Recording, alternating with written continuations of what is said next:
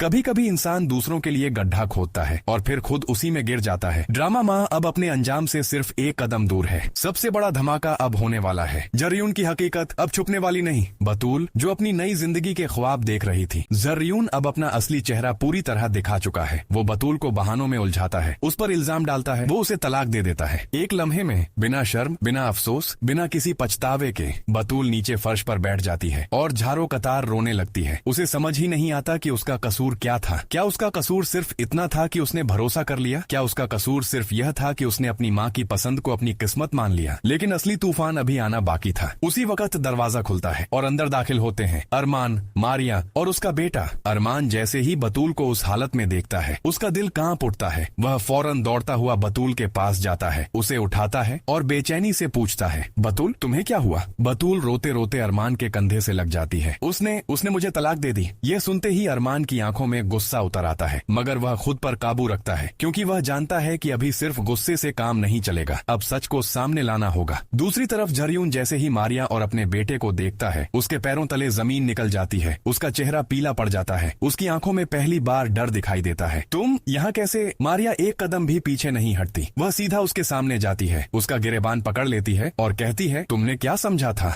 तुम मेरा सब कुछ लूट कर, मेरा घर बर्बाद करके यहाँ आओगे और आराम से नई जिंदगी शुरू कर लोगे। ये तुम्हारी सबसे बड़ी भूल थी। जर्यून एक बार फिर अपने झूठ का जाल बुनने की कोशिश करता है। देखो, मुझे यहाँ फंसाया गया है। मैंने इस लड़की से शादी मजबूरी में की थी, अब मैंने इसे छोड़ भी दिया है। हम वापस अमेरिका चलेंगे, तुम इन लोगों की बातों में मत आओ। लेकिन इस बार उसका झूठ उसी के मुंह पर टूटता है। मारिया उसे एक जोरदार थप्पड़ मारती है। मुझे तुम्हारी असलियत का पता चल चुका है, अब तुम मुझे बेवकूफ नहीं बना सकते। अब खेल बदल चुका था। जर्यून अकड़ कर कहता है, जो करना है कर लो। यही वह लम्हा था जब अरमान आगे बढ़ा। उसकी आवाज में अब दर्द नहीं, फैसला था। ठीक है, अब मैं तुम्हें दिखाऊंगा भी और करके भी दिखाऊंगा। जिस वजह से मैं अब तक तुम पर हाथ नहीं डाल रहा था, वह वजह अब खत्म हो चुकी है। अब तुम जेल की हवा खाओगे और तुम्हारा बाप भी। यह कहकर अरमान बतूल को वहाँ से लेकर निकल जाता है, क्योंकि वह जानता है कि इस टूटे हुए दिल को सबसे पहले सहारे की जरूरत है और यह सहारा अब सिर्फ उसी घर में मिल सकता है जहाँ से सारी बर्बादी शुरू हुई थी। दूसरी तरफ एक और सच आसिया के दरवाजे पर दस्तक दे रहा था। मलिक के आदमी दोबारा आसिया के घर पहुँचते हैं। पहले भी आए थे, मगर उस वक्त बात टाल दी गई थी। अब की बार उनके चेहरे पर सख्ती है, आवाज में ठंडक है और इरादे में कोई नरमी नहीं। आसिया हैरानी से पूछती है, तुम लोग किस चीज की कैस्ट लेने आए हो?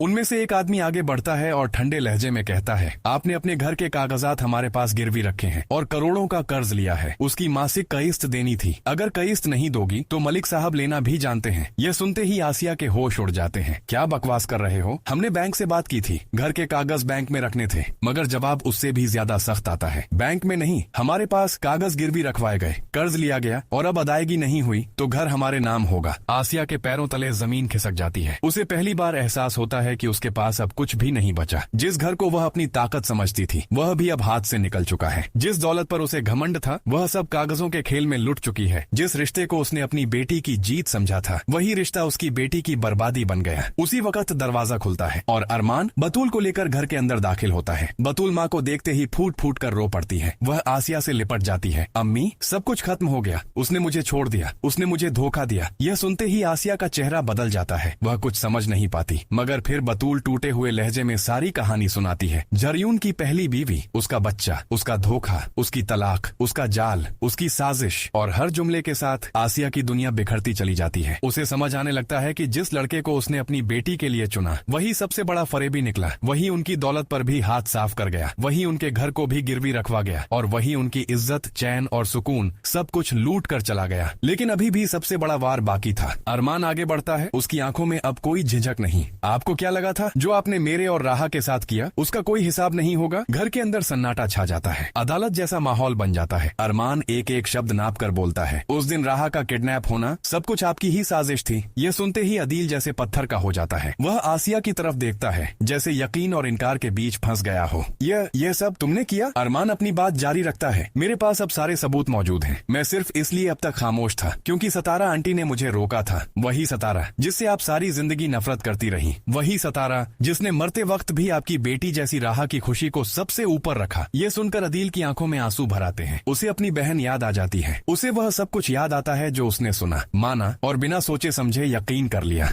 बतूल रो रही है, अदील रो रहा है और आसिया पहली बार अपनी बर्बादी को अपनी आंखों से देख रही है। उसकी जायदाद जा चुकी है, उसकी बेटी की जिंदगी उजड़ चुकी है, उसका घर गिरवी है, उसका कारोबार खत्म हो चुका है, उसकी चालें उसी पर उलट चुकी हैं और सबसे बढ़कर उसकी सच्चाई उसके अपने घर के सामने खुल चुकी है। यही वह लम्हा है जब इंसान को समझ आता है कि बदले की आग सबसे पहले घर के अंदर जलती है। अरमान अब सिर्फ एक अफसर नहीं लगता, बल्कि पूरा खेल समझने वाला मास्टरमाइंड दिखाई देता है। उसने सबूत भी इकट्ठे कर लिए हैं, उसने ठगों के खिलाफ दायरा भी तैयार कर लिया है, उसने वक्त भी सही चुना है और अब वह जानता है कि किसे कब और कैसे गिराना है। लेकिन इस सब के बावजूद उसका चेहरा यह भी बता रहा होता है कि उसके दिल में अभी एक बोझ बाकी है, क्योंकि एक सच अभी राह तक पूरी तरह नहीं पहुंचा और एक रिश्ता अभी अपनी मंजिल तक नहीं पहुंचा। आसिया को उसके कर्मों की सजा मिल चुकी है, मगर कहानी अभी खत्म नहीं हुई, क्योंकि अब सवाल सिर्फ जरयून और उसके बाप के अंजाम का नहीं, अब सवाल यह भी है कि राहा और अरमान की कहानी कहां जाकर रुकेगी। क्या राहा सच जान पाएगी? क्या वह यह समझ पाएगी कि अरमान ने उसकी खुशी के लिए अपनी मोहब्बत तक कुर्बान कर दी? क्या वो इस आदमी को पहचान पाएगी जो हर मोड़ पर उसके लिए लड़ता रहा मगर अपने लिए कभी कुछ नहीं मांगा?